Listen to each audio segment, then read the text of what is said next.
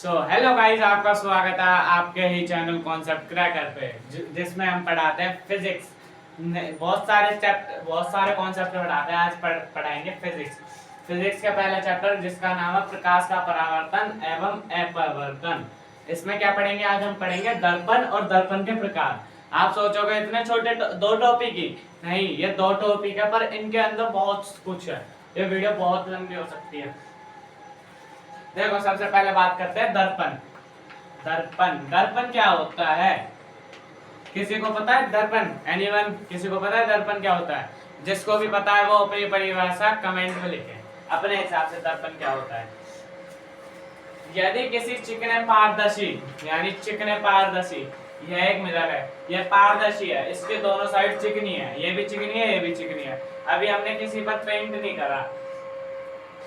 तल के एक पृष्ठ पर कलाई अथवा लाल ऑक्साइड का, यानी जो ये मिरर है, अभी दोनों तरफ से चिकना है, हमने एक तल पर कलर कर दिया, ठीक है।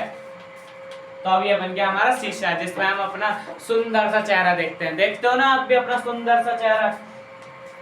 ठीक है, अब आ रहा है समझ? तो यह ना अब एक बन गया निकाय दर्पण। निकाय दर्पण क्या होगा? निकाय दर्पण यानी जिसमें आप अपना चेहरा देखते हो।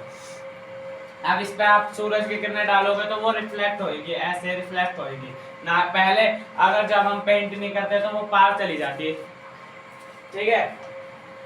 दर्पण को उनकी आकृति के हिसाब से दो भागों में बांटा है। पहला मतलब दर्पण के प्रकार ही कह रहे हैं, उनके आकृति के हिसाब से दो प्रकारों में बांटा है। पहला समतल दर्पण और दूसरा गोलीय दर्पण। अब गोलीय दर्पण के दो प्रकार हो गए भैया। गोलीय दर्पण का पहला प्रकार क्या है?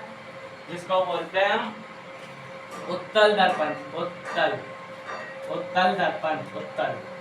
और अवतल दर्पण। दर्पण हर किसी के पीछे आएगा। इंग्लिश में बोले तो इसको कन्वेक्स मिरर, और इसको बताओ इसको कॉनकेव मिरर, ठीक है। अब आए समझ? दर्पण के दो प्रकार होते हैं, समतल दर्पण और गोलीय दर्पण। गोलीय दर्पण के दो प्रकार होते हैं, उत्तल दर्पण, अवतल दर्पण, यानी कन्वेक्स मिरर और कॉनकेव मिरर। अब ये दिखते कैसे हैं और इनकी परिभाषाएं क्या है? अब बताओ सबसे पहले क्या पढ़े? सबसे पहले चलो हम पढ़ते हैं क्या पढ़े। सबसे पहले पढ़ते हैं समतल दर्पण। ये एक समतल दर्पण है। वैसे मेरी लाइन टेढ़ी है, पर आप इसको बिल्कुल सीधी बनाना है। ये मान लो एक बिल्कुल सीधी रेखा है, बिल्कुल सीधी रेखा, तो ये हमारी हो गई समतल दर्पण। पर इसमें एक कमी है, हमने दोनों साइड चिकनी है। अब हमें एक तल पर पेंट करना पड़ेगा। इस पे पेंट कर दिया, लाइल ऑक्साइड का पेंट कर दिया, किसी का भी कर दो, पेंट कर दो बस।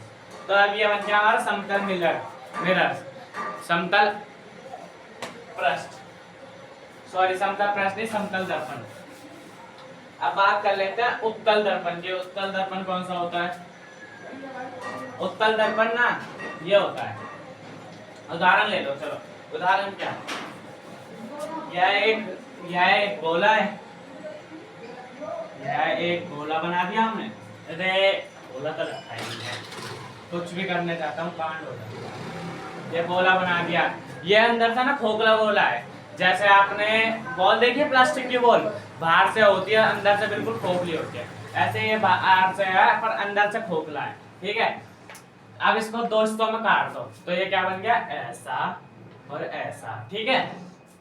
ऐसा बन गया। अब आपको इसके भीतरी साइड में पेंट कर दो, है ना? कर दिया ना। अब इसके बाहरी साइड में पेंट कर दो, जिसकी चिकनी सतह है, ये वाली हमारी चिकनी सतह है, जिसकी चिकनी सतह ऊपर की ओर उभरी होती है, उसको कहते हैं उत्तल दर्पण। और जिसकी चिकनी सतह अंदर की तरफ धसी होती है, तो देखो उसके अंदर की तरफ धसी पड़ी है, तो इसको कहेंगे हम अवतल दर्पण। अब इनके उत्तल दर्पण की परिभाषा क्या है? वह गोलीय दर्पण जिसका परावर्तक पृष्ठ उपरा हो।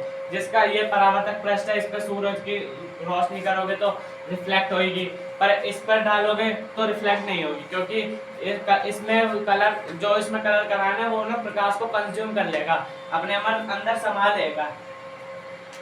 ठीक है, अब बात कर लेते हैं अवतल दर्पण की। वह गोलीय दर्पण जिसका परावर्तक पृष्ठ अंदर की ओर दबा हो, जिस परावर्तक पृष्ठ ये है तो यह रिफ्लेक्ट होगा, परंतु ये वाला रिफ्लेक्ट नहीं होगा, क्योंकि इस पे कलर किया है तो ये अपने आप में रिफ्लेक्ट अपने अंदर कंज्यूम कर लेगा।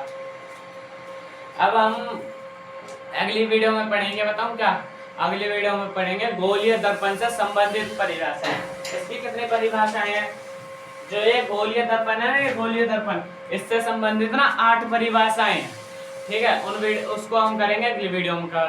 मिलते हैं जल्दी ही नेक्स्ट वीडियो में, जब तक के लिए धन्यवाद।